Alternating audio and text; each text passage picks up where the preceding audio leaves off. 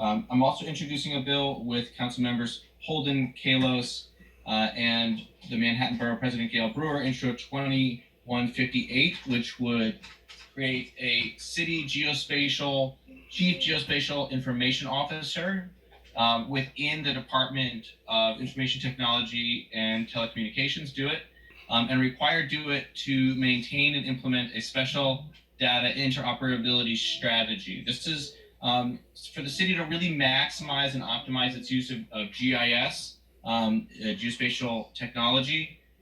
We need to be able to have a central accountability for that. And I just want to thank the GIS community out there, which has done an amazing job of advocating for this legislation. We've been working on it for a very long time. So I want to thank, in particular, Wendy Dorf and Al Leidner for their amazing work on this, and I look forward to continuing to work with them on this legislation. Thank you very much, Madam Majority Leader.